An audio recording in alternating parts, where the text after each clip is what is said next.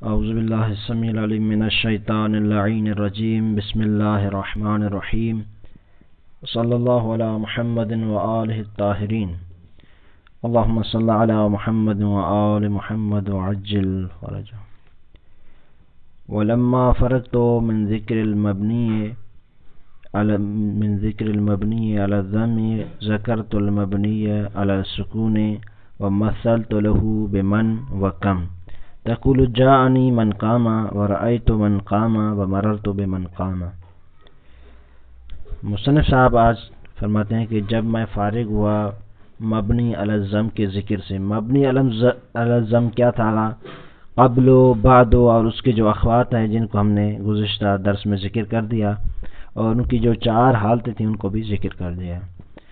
ذکرت المبنی علی السکون، میں نے ذکر کیا مبنی علی السکون کو۔ میں نے ذکر کیا یعنی کہاں ذکر کیا؟ متن میں جو ذکر کر دیا ہے مصنف نے، اس کی بات کر رہے ہیں۔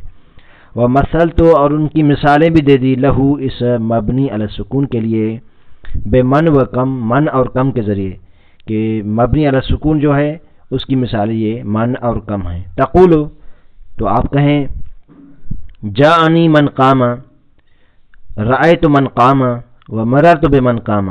تو اس مثال میں دیکھیں، جاءنی، جاء فعل، نون وقایا یا مفعول، یہ من جو ہے اس جاء کے لیے فاعل ہے اور رفعی حالت میں ہے، پھر بھی اس من پر کیا ہے؟ سکون ہے۔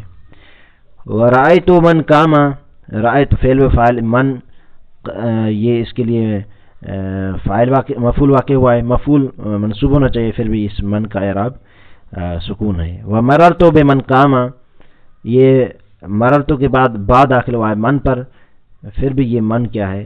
سکون کی حالت میں ہے۔ جاءنی من قام، میرے پاس وہ آیا جو کھڑا ہے۔ رأیت من قام، میں نے دیکھا اس کو جو کھڑا ہے یا جو کھڑا تھا، اس طرح عبارت کا ترجمہ جو اصل ہوتا ہے۔ ومررت بمن قام، اور میں گزرا اس شخص سے جو کھڑا ہوا تھا۔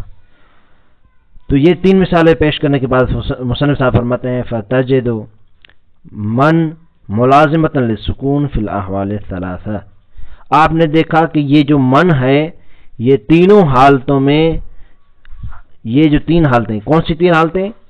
مبنی علی السکون، تینوں حالتیں کون سی؟ رفعی حالت، نصبی حالت، جری حالت، یعنی رفعی حالت، نصبی حالت اور جری حالت، تینوں حالتوں میں یہ من کیا ہے؟ سکون کے ساتھ ہی ہے۔ فتجد من، آپ نے پایا من کو، ملازمۃ للسکون فی الاحوال الثلاثہ، کہ یہ ملازمہ سکون ہے، یعنی اس پر لازماً سکون آتا ہے تینوں حالتوں میں، فی الاحوال الثلاثہ، تینوں حالتیں۔ 3 حالتیں کون سی ہیں؟ رفعی، نصبی اور جری۔ وقضا تقول، اور اس طرح آپ کہیں کم مالک و کم عبدا ملکت و بکم درہم اشتریت۔ تو وقضا تقول کا مطلب کیا ہے؟ کہ جس طرح آپ نے جس طرح آپ نے من کو پایا کہ یہ تینوں حالتوں میں سکون ہے اس پر، تو اسی طرح آپ اس کم کو دیکھیں گے۔ جس طرح من تھا، من کو دیکھا آپ نے، من تینوں حالتوں میں کیا ہے؟ ملازمتاً للسکون ہے، یعنی تینوں حالتوں میں اس پر سکون کی علامت ہے، اس پر جزم آتا ہے۔ تو اس طرح اس کم پر بھی سکون ہے۔ وقضا تقول، اس طرح کہیں، یا اس طرح ہی آپ کہیں جس طرح آپ نے اس من کی مثال پیش کی تھی کہ من جو ہے تینوں حالتوں میں ملازمت سکون ہے، تو یہ کم بھی اس طرح ہے۔ کم مالو کا، کم مالو کا، اس کا ترجمہ کیا ہوگا؟ کم مالو کا، آپ کا مال کتنا ہے۔ اگر یہ اس کی جو تفسیر ہم پڑھیں گے آگے جا کر، کم کی، من کی، یہ من اور کم کی جو وہاں تشریح ہوگی، وہ اس طرح کہ کبھی کبھار یہ من کیا ہے؟ استفہام کے لیے آتا ہے، اور کبھی کبھار من موصولہ ہوتا ہے۔ اس طرح کی جو اس کی اقسام کی گئی ہیں، لیکن ہم یہاں پر جو بیان کریں گے وہ یہ کہ یہ بس ملازمت للسکون ہے، اس حالت کو نہیں بیان کریں گے کہ یہ من کون سی ہے، لیکن پھر بھی جو مثال میں وارد ہوئی ہے اس کا بتا دیں گے کہ یہاں کون سی وارد ہوئی ہے، آیا من استفہامیہ ہے، کم استفہامیہ ہے، یا کوئی اور ہے۔ کم مالک، آپ کا مال کتنا ہے۔ وَكَمْ عَبْدًا مَلَكْتَ، آپ کی ملکیت میں کتنے غلام ہیں؟ وَبِكَمْ دِرْهَمٍ اشْتَرَيْتَ، کتنے درہم میں آپ نے خریدا؟ تو ترجمے سے واضح ہو گیا کہ یہاں پر یہ جو کم ہے، یہ کم کیا ہے؟ استفہامیہ ہے، لیکن ہمارا اس سے کوئی واسطہ نہیں. ہمارا اس میں ہے کہ کم، دیکھیں یہ کم کیا ہے؟ رفعی حالت میں ہے، اور اس پر کیا ہے؟ پھر بھی سکون ہے. نیچے خود اس کی تفصیل آ رہی ہے کہ کم کیسے، کم مالوں کا اس مثال میں کیسے رفعی حالت میں ہے، اور کم عبدن ملکتا اس میں یہ جو کم ہے نسبی حالت میں کیسے ہے، وَبِكَمْ دِرْهَمٍ اشْتَرَيْتَ اس میں کیسے ہے. تو اس لیے ہم اسی پہ انحصار کرتے ہیں اور اسی کو ہی پڑھتے ہیں تاکہ اچھے طریقے سے واضح ہو جائے. خود مصنف کی تشریح کریں. فَكَمْ فِي الْمِثَالِ الْأَوَّلِ، پہلے مثال میں کم، فی موضع رفع، رفع کی جگہ پر ہے، یعنی اس پر رفع آنا چاہیے. پھر بھی دیکھیں آپ کم ساکن ہے، سکون کے ساتھ ہے. تو اختلاف اس چیز میں نہیں ہے کہ کم یہاں پر موضع رفع کی جگہ پر ہے یا نہیں. سب کہتے ہیں کہ موضع رفع پر ہے. صرف اختلاف اس چیز میں پایا جاتا ہے، فقط جو اختلاف پایا جاتا ہے وہ اس چیز میں پایا جاتا ہے کہ یہاں پر جو کم جو آیا ہے، آیا یہ کم کو جس کو آپ رفع کی جگہ پر رکھ رہے ہیں، یہ کم خبر کی بنا پر مرفوع ہے یا مبتدا کی بنا پر. تو کچھ کہتے ہیں کہ مبتدا ہونے کی بنا پر، یعنی وہ اس طرح کہتے ہیں کہ کم مالکا، یہ کم جو لفظ ہے یہ مبتدا ہے اور مبتدا مرفوع ہوتا ہے. اور دوسرے کہتے ہیں کہ نہیں، یہ کم خبر ہے، مالکا اس کی مبتدا ہے. علی کل حال ہمارا مقصود دونوں صورتوں میں واضح ہے اور حاصل ہے، وہ یہ کہ کم جو ہے ہمیں ساکن چاہیے رفعی حالت میں، اور وہ ہے چاہے خبر ہو تو آپ کو پتا ہے خبر بھی مرفوع ہوتی ہے، اور مبتدا ہو تو وہ بھی مرفوع. کہتے ہیں کہ کم فی المثال الاول فی موضع رفع بالابتداء، کہ یہ کم مثال اول میں موضع رفع میں ہے بالابتداء، مبتدا ہونے کی بنیاد پر. ان دا سیبوئے، یہ نحوی کا نام ہے سیبوئے، اس کے نزدیک یہ یہاں کم مالک میں کم مبتدا واقع ہوا ہے. وعلی الخبریت عند الاخفش، اخفش کہتے ہیں نہیں، یہ کم خبریت کی بنا پر یہاں موضع رفع پر ہے. دونوں صورتوں میں ہمارا مقصود واضح ہے. یہ رفعی حالت کی میں ہے تو رفعی حالت میں بھی اس پر سکون ہے، ساکن کی حالت میں ہے. وفی الثانی یعنی فی المثال الثانی، دوسرا مثال جو ہم نے پیش کیا، کم عبدن ملکتا، اس میں یہ جو کم ہے فی موضع نصب علی المفعولیت بالفعل الذی بعدها، یہ دوسرے مثال میں یہ جو کم ہے یہ نصب کی جگہ پر ہے، علی المفعولیت، مفعولیت کی بنا پر. اچھا، یہ کم مفعول کی بنا پر منصوب ہے پھر بھی ساکن ہے. یہ کم مفعول کس کے لیے ہے؟ کہتے ہیں کہ بالفعل، اس فعل کے لیے، اس فعل سے منصوب ہے یہ الذی، کہ جو فعل بعدها اس کم کے بعد ہے، وہ ملکتا، یعنی ملکتا فعل بفعل، اس کا مفعول اس پر مقدم ہے. وَبِكَمْ دِرْهَمٍ اشْتَرَيْتَ، تو خود فرماتے ہیں وفی الثالث یعنی مثال ثالث میں فی موضع خفض، جر کی جگہ پر ہے، یہ کم جر کی جگہ پر ہے، جر کی جگہ میں ہے. بالبائے، کس نے اس کو جر دیا؟ با نے اس کو جر دیا ہے. وَهِيَ، اور یہ کم ساکنتن، ساکن ہے فی الاحوال الثلاثہ کما ترى، تینوں حالتوں میں جیسا آپ نے دیکھا. یعنی کم پہلی مثال میں دیکھیں موضع رفع میں ہے، دوسرے میں موضع نصب میں ہے، تیسرے میں موضع خفض یعنی جر میں ہے، لیکن آپ نے دیکھا تینوں حالتوں میں یہ کیا ہے؟ یہ ساکن ہے. تو یہ مبنی علی السکون کی مثال ہے.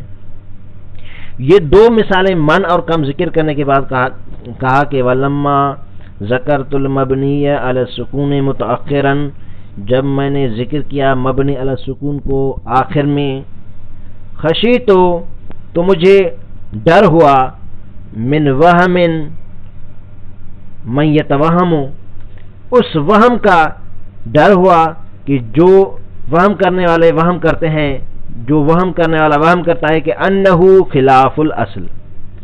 تھوڑا اس کا خلاصہ سن لیجئے تاکہ واضح ہو جائے. خلاصہ اس طرح ہے کہ میں نے مصنف فرماتے ہیں 4 قسم ذکر کیے مبنی کے، مبنی علی الکسر ہے، مبنی علی الفتح ہے، مبنی علی الضم ہے، مبنی علی السکون۔ 3 کو ہم نے پہلے ذکر کیا اور مبنی علی السکون کو میں نے آخر میں ذکر کیا، یہ مصنف فرماتے ہیں۔ تو جب میں نے آخر میں جا کر مبنی علی السکون کو بیان کیا تو مجھے یہ ڈر ہوا کہ شاید کوئی وہم کرنے والا یہ وہم کرے کہ جو چیز آخر میں ذکر ہوئی ہے مبنی علی السکون، یہ فرع ہے، اصلی تو پہلے گزر چکے ہیں مبنی علی الکسر، فتحہ اور ضمہ۔ تو میں نے اس ڈر کو ختم کرنے کے لیے ایک جملے کا اضافہ کیا تاکہ یہ وہم ختم ہو جائے۔ کون سا جملہ؟ ہوا اصل البنا، وہاں متن میں بھی کہا تھا مصنف نے کہ یہ جو مبنی علی السکون ہے یہ اصل مبنی ہے، اصل بنا ہے۔ یعنی اصل مبنی کیا ہوتا ہے؟ اصل مبنی تو وہ ہوتا ہے جو مبنی علی السکون ہوتا ہے، نہ کہ جو مبنی علی القصر ہو، مبنی علی الفتح ہو، مبنی علی الضم ہو۔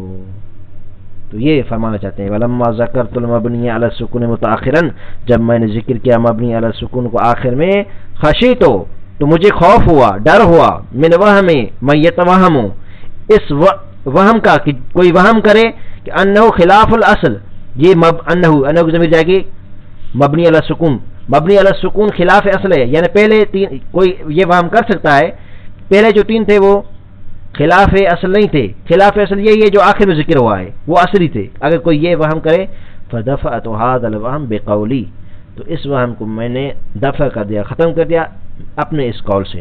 کون سا قول؟ وَهُوَ اصل البنا، کہ یہ مبنی علی السکون اصل بنا ہے۔ مبنی علی السکون اصل بنا کیوں ہے؟ یہ سوال ایک ہمارے ذہن میں آتا ہے، تو اس کا جواب یہاں ذکر تو نہیں ہے لیکن 2 طرح سے دیا جا سکتا ہے۔ پہلا کہ جو حرکات ہیں، حرکات ثلاثہ، چاہے کسرہ ہو، فتحہ ہو، ضمہ ہو، تینوں جو حرکات ثلاثہ ہیں، اس کو پڑھنے اور وہ حرف کے جس پر یا وہ اسم کے جس کے آخر میں سکون ہو، اس میں ایک فرق ہے۔ وہ کون سا فرق ہے؟ وہ فرق یہ ہے کہ سکون والا حرف، یعنی جس لفظ کے آخر میں سکون آ جائے، وہ خفیف ہوتا ہے بنسبت اس کے کہ جس پر زبر زیر پیش یعنی کسرہ، فتحہ اور ضمہ آ جائے۔ تو اس لیے اصل کیا ہے؟ سکون پر مبنی ہونا ہے۔ ایک یہ۔ دوسری بات وہ یہ کہ یہ جو حرکات ثلاثہ ہیں، چاہے فتح، کسرہ، ضمہ جو بھی ہو، یہ جو حرکات ثلاثہ ہیں ان کا وجود ہے اور ان کا نہ ہونا سکون کہلاتا ہے۔ تو مبنی کی جو ہم نے تعریف کی تھی اس تعریف کو دیکھیں کہ جس کا آخر تبدیل نہ ہو عامل کے سبب، تو یہاں پر عامل کے سبب تبدیل نہیں ہوتا، اور مبنی علی السکون میں خصوصاً نہ ضمہ ہے، نہ فتحہ ہے، نہ کسرہ ہے، تینوں حرکات نہیں ہیں، تو گویا ان کا نہ ہونا، بے الفاظ دیگر ہم اس طرح کہیں کہ یہ جو حرکات ہیں ان کا وجود ہے اور یہ جو سکون ہے یہ عدم ہے، یعنی حرکات کا نہ ہونا یہ کیا ہے؟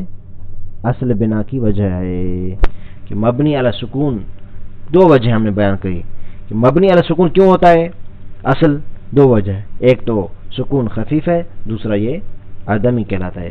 اگرچہ بعض نے اس دوسرے نظریے کو کہ یہ جو آپ عدمی کہہ رہے ہیں سکون کو، یہ عدمی درست نہیں ہے، وہ اختلاف ایک طویل کتب میں ذکر کیا گیا ہے، اس کی طرف ہم نہیں جاتے۔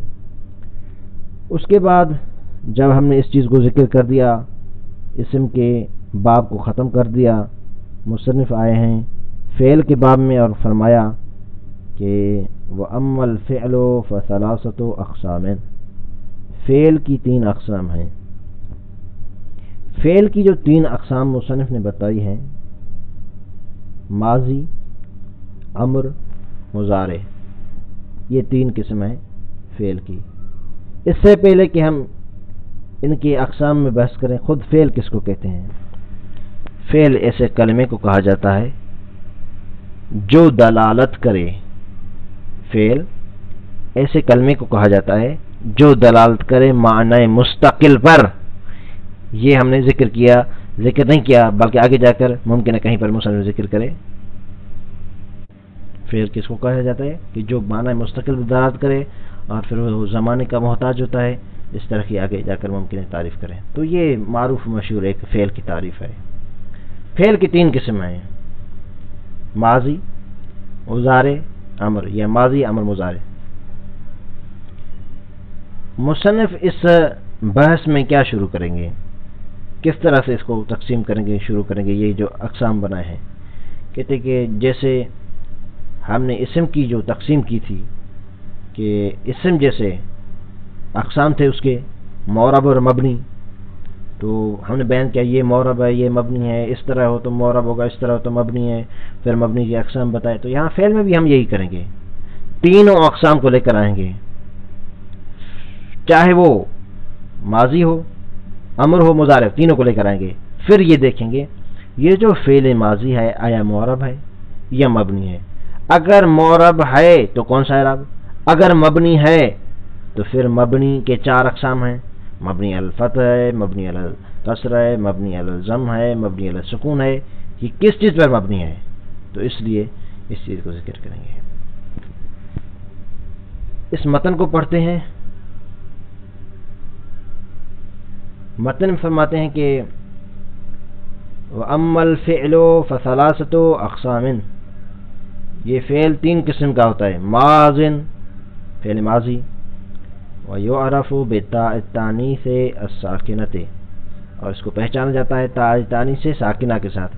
یعنی فعل ماضی کی ایک علامت بتائی کہ فعل ماضی کو کیسے پہچانا جاتا ہے کہ اس کے ساتھ تاء تانیثہ یعنی تاء مؤنث، لیکن وہ بھی اس قید کے ساتھ بے تاء تانیث ساکنہ، یعنی تا ہو مؤنث کی ساکنہ اس کے ساتھ ملحق ہو تو یہ فعل ماضی کہلاتا ہے.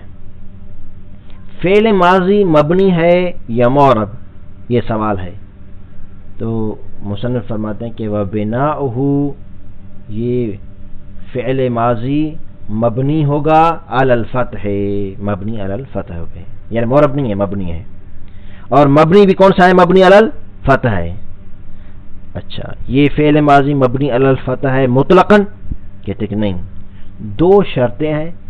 اگر وہ 2 شرطیں اس میں نہ ہوں تو پھر یہ مبنی علی الفتح ہوگا، لیکن ان میں سے کوئی ایک ہو تو پھر اس کے مطابق مبنی ہوگا، پھر بھی مبنی ہوگا، معرب نہیں ہوگا. وہ کون سی شرطیں ہیں؟ کہتے ہیں کہ اگر اس کے ساتھ واو جمع نہ ملا ہوا ہو اور ضمیر مرفوع متحرک نہ ملی ہوئی ہو. یہ 2 شرطیں، یعنی واو جمع بھی نہ ہو، ضمیر مرفوع متحرک بھی نہ ہو، تو پھر یہ فعل ماضی کیا ہوگا؟ مبنی علی الفتح ہوگا. لیکن اگر واو جمع ملا ہوا ہو تو پھر کس چیز پر مبنی ہوگا؟ مبنی علی الضم ہوگا. لیکن اگر واو نہیں ملا ہوا، ضمیر ہے، ضمیر مرفوع متحرک ہے، اس صورت میں مبنی تو ہوگا لیکن مبنی علی السکون ہوگا. یہ مصنف اس میں تشریح میں اور اس کی تشریح کریں گے. فیعرف بِتَاءِ تانیث ساکنۃ، مبنی ماضی کو پہچانا جاتا ہے تاء تانیث ساکنہ سے. وَبِنَاؤُهُ عَلَى الْفَتْحِ، اور یہ مبنی علی الفتح ہوتا ہے. كَضَرَبَ، جیسے ضرب ہے، جو ضرب کا آخر کی دیکھیں یہ با اس پر فتح ہے تو یہ ضرب مبنی علی الفتح ہے. ضربا مثلا تثنیہ کا صیغہ ہے، وہ بھی مبنی علی الفتح ہے. یہ مبنی علی الفتح ہوگا لیکن الا مگر، یعنی اس صورت نہیں، الا کے بعد اس صورت میں مبنی علی الفتح نہیں ہوگا. مع واو الجماعت، جب اس کے ساتھ واو جمع ملحق ہو تو یہ مبنی علی الفتح نہیں ہوگا، بلکہ کیا ہوگا؟ فیضم، پھر یہ مبنی علی الفتح کی مبنی علی الفتح نہیں ہوگا بلکہ کیا ہوگا؟ مبنی علی الضم ہوگا. کضربو، تو اس با کو دیکھیں، با پر کیا ہے؟ ضمہ ہے. یہ ضمہ کیوں ہے اس پر؟ کیونکہ اس کے ساتھ واو جمع ملا ہوا. کضربو، ٹھیک ہے. او کہتے ہیں کہ یہ مبنی علی الفتح نہیں ہوگا جب اس کے ساتھ اب ضمیر المرفوع المتحرک، جب اس کے ساتھ ضمیر مرفوع متحرک ملی ہوئی ہو۔ ضمیر مرفوع متحرک کی بہت ساری مثالیں ہیں، مثلا ایک پیش کی ہے، مثلا ضرب ت ہے، ضرب تی ہے، ضرب تو ہے، تو یہ بہت ساری مثالیں ہیں ضمیر مرفوع متحرک کی جو تشریح میں انشاءاللہ پڑھیں گے ہم۔ تو ضمیر مرفوع متحرک کو پھر کیا ہوگا؟ فَيُسَكَّنُ، پھر یہ مبنی علی السکون ہوگا، یہ پھر مبنی علی السکون ہوگا۔ اچھا، وَمِنْهُ، اور اس فعل میں سے ہے نعمہ وبئس وعصا ولیس، یہ چار بھی کہہ رہے ہیں۔ فی العصا، قول عصا یعنی صحیح ترین قول کے مطابق یہ کیا ہے؟ مصنف کہتے ہیں میرے نزدیک صحیح ترین قول کے مطابق یہ چاروں نعمہ، بیسا، عصا اور لیس، یہ چاروں فعل میں سے ہیں، یعنی فعل ہیں اور فعل ماضی ہیں۔ صحیح۔ تو اس کے بعد جو امر کی عبارت ہے یا مضارع کی، اس کو پڑھنے سے پہلے، کیونکہ اگر ہم نے صرف ان متن کو پڑھا تو درس یہاں ختم ہو جائے گا، اس لیے اس ماضی کی تشریح کو پڑھتے ہیں، پھر جب مضارع، امر اور مضارع کو تب پڑھیں گے جب اس کی تشریح پڑھنی ہوگی۔ تو نیچے اس کی تشریح جو ہم نے ماضی کی پڑھی، اس ماضی کی تشریح کو نیچے پڑھتے ہیں، شین شرح میں پڑھتے ہیں۔ لما فرغت من ذکر علامات الاسم، جب میں فارغ ہوا علامات اسم کے ذکر کرنے سے، کہ علامات اسم کون سی ہیں، پیچھے ہم نے بتا دیا تھا کہ ال ہے، تنوین ہے، وغیرہ وغیرہ جو پیچھے بتا دیا، اور بیان انقسام ہی، اور اس کے جو اقسام ہیں اس کو بتا دیا کہ فعل کے اسم کی کون سی قسم ہے، خود بتا رہے ہیں۔ الی معرب و مبنی، میں نے اس کو تقسیم کیا تھا معرب اور مبنی کی طرف، یعنی اسم کو، و بیان انقسام المبنی منہ الی مکسور و مفتوح و مضموم و موقوف، پھر میں نے اس چیز کو بیان کیا تھا کہ مبنی تقسیم ہوتا ہے مبنی علی القصر، مبنی علی الفتح، مبنی علی الضمہ، مبنی موقوف یعنی وہی سکون، مبنی علی السکون۔ شرعت، پھر میں نے شروع کیا فی ذکر الفعل، فعل کو ذکر کیا، فعل کے ذکر کرنے میں شروع ہو گیا میں۔ فذکر، تو پھر میں نے ذکر کیا کہ انہو، یہ فعل ینقسم الی ثلاثۃ اقسام، تین قسم کی طرف تقسیم ہوتا ہے، ماضٍ و مضارع و امر، ماضی، مضارع، امر، تین فعل۔ البتہ ہم نے مضارع اور امر نہیں پڑھا، یہ یاد رہے، ہم ماضی کی وجہ سے یہ بات نیچے پڑھ رہے ہیں۔ وذکرت، اور میں نے ذکر کیا لکل واحد منہا، ان میں سے ہر ایک کی علامتہ، ذکر تو یہ علامت اس کے مفعول بنے گا، میں نے ذکر کیا لکل واحد منہا، ان میں سے ہر ایک کی، یعنی ماضی، مضارع، امر، ان میں سے ہر ایک کی کس چیز کو ذکر کیا؟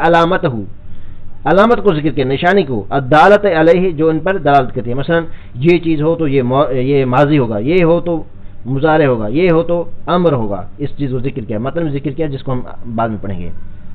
وہ حکمہ الثابت لہو، اور میں نے اس کے حکم کو بھی ذکر کیا، یعنی فعل جو ہے تین قسم کا، ماضی، امر، مضارع، ان کا جو حکم کیا ہے، الثابت لہو، جو اس کے ثابت ہے، حکم سے مراد کیا ہے خود بتا رہے ہیں، من بناء و اعراب، کہ کون معرب ہوگا کون مبنی ہوگا، اگر مبنی ہوگا تو کیسے ہوگا، اگر معرب ہوگا تو اس پر کیا اعراب آئے گا، تو یہ میں نے ذکر کیا مطلب وہ متن میں ذکر کیا، جس کو ہم نے انشاءاللہ بعد میں تطبیق کرنا ہے۔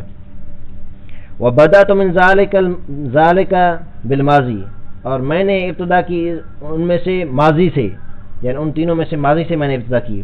فذکرت ان علامتہ، میں نے ذکر کیا کہ ماضی کی جو علامت ہے وہ یہ ہے کہ ان یقبل تاء تانیث ساکنہ، کہ وہ تاء تانیث ساکنہ کو قبول کرتا ہے، فعل ماضی کی یہ علامت ہے کہ وہ، جیسے مثلا قام و قعدہ، جیسے قام اور قعدہ ہے، تقول آپ کہیں قامت، دیکھیں قامہ نے اس تاء تانیث کو قبول کیا ہے، قعدہ نے قعدت ہو گیا ہے، یعنی تاء تانیث سے ساکنہ کو قبول کیا ہے، تو یہ فعل ماضی ہیں۔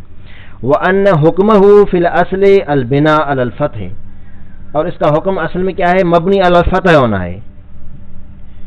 کما مثلنا، اور جیسے کہ میں نے اس کی مثالیں بھی ذکر کر دی، وَقَدْ يَخْرُجُ عَنْهُ إِلَى الضَّمِّ، اور کبھی کبھی یہ فعل ماضی قد یخرجو، یخرج الفعل ماضی، فعل ماضی خارج ہو جاتا ہے عن الاصل، اپنے اصل سے خارج ہو جاتا ہے، یعنی فعل ماضی کی اصل کیا ہے کہ وہ مبنی علی الفتح ہوتا ہے، لیکن کبھی کبھار وہ اس اصل سے خارج ہو جاتا ہے، یعنی مبنی علی الفتح جو اس کی اصل ہے اس سے خارج ہو جاتا ہے اور کس کی طرف چلا جاتا ہے، الی الضم، مبنی علی الضم ہو جاتا ہے۔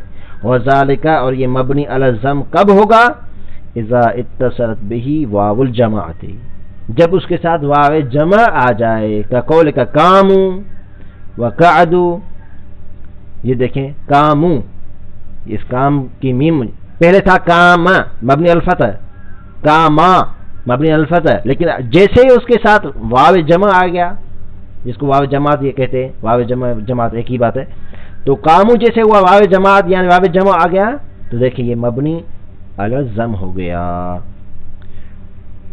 او الی السکون، اس عبارت کو ملاتے ہیں، وہ او الی السکون اس کا تعلق پیچھے سے، وقد یخرج عنہ، یہ فعل ماضی خارج ہو جاتا ہے اصل سے کس کی طرف، پہلے کا الی الضم و الی السکون، یعنی کبھی فعل ماضی اصل سے نکل کر کس کی طرف آتا ہے، مبنی علی الضم کی طرف، کبھی کبھار فعل ماضی اپنے اصل یعنی مبنی علی الفتح سے نکل کر مبنی علی السکون، الی السکون یعنی مبنی علی السکون کی طرف آ جاتا ہے۔ وذالک، اور فعل ماضی مبنی علی السکون کب ہوگا، اذا اتصل به الضمیر المرفوع المتحرک، جب اس کے ساتھ ضمیر مرفوع متحرک آ جائے گا، قول کا، جیسے آپ کا یہ قول کہ قم تو میں کھڑا ہوا، وقعدت تو میں بیٹھا، وقمنا ہم کھڑے ہو گئے، وقعدنا اور ہم بیٹھ گئے، والنسوۃ قمنا وقعدنا، والنسوۃ اس کی دو تفسیر کی گئے ہیں کہ عورتوں کے لیے یہ ہے، عورتوں کے لیے یہ جملہ ہے قمنا وقعدنا، یہ جمع مؤنث کا صیغہ ہے، فعل ماضی جمع مؤنث کا صیغہ ہے، اور آگے انشاءاللہ جا کر اس کی تفسیر بھی پڑھیں گے، قمنا کیسے ایک صورت میں امر بھی بنتا ہے، پھر ایک صورت میں ماضی بھی بنتا ہے۔ علی کل حال اس میں جو نون ہے یہ نون کون سی ہے، یہ نون قمنا میں، کیونکہ یہ قمنا اور قعدنا میں نے ذکر کیا کہ کس کے صیغے ہیں، فعل ماضی کے صیغے ہیں، فعل ماضی کے کون سے صیغے ہیں، وہ جو چھٹا نمبر صیغہ آتا ہے جمع مؤنث غائب کا صیغہ، قمنا اور قعدنا، یہ دونوں کیا ہے، جمع مؤنث غائب کے صیغے ہیں، اور اس میں جو نون ہے وہ ضمیر مرفوع متحرک ہے، اور جو یہ کیا ہے مبنی علی سکون ہوئے ہیں۔ اچھا، وتلخص من ذلك ان ثلاث حالات، کہتے ہیں کہ اس کا خلاصہ اس طرح ہوگا کہ اس کی تین حالتیں ہیں، یعنی فعل ماضی کا خلاصہ ہم اگر ذکر کرنا چاہیں تو فعل ماضی کی تین حالتیں ہیں، یعنی الضم والفتح والسکون، ضمہ، فتحہ اور سکون۔ اگر کوئی آپ سے پوچھے کہ مبنی کی اصل کیا ہے تو آپ کہیں گے مبنی علی الفتح ہونا، ماضی کی اصل کیا ہے، ماضی کی اصل کیا ہے، مبنی علی الفتح ہونا، لیکن مبنی علی الضم بھی ہوتا ہے، کب، جب واو جماعت مل جائے، مبنی علی السکون بھی ہوتا ہے، کب، جب اس کے ساتھ ضمیر مرفوع متحرک آ جائے۔ وقد بینت ذلک، اور میں نے اس چیز کو بھی ذکر کر دیا، بیان کر دیا، واضح کر دیا۔ اچھا، اس کے بعد کہتے ہیں کہ ولما کان من الافعال الماضیۃ ما اختلف فی فعلیتہ نصصت علیہ ونبہت علی ان الاصح فعلیتہ وهو اربع کلمات نعم وبئس وعسى وليس۔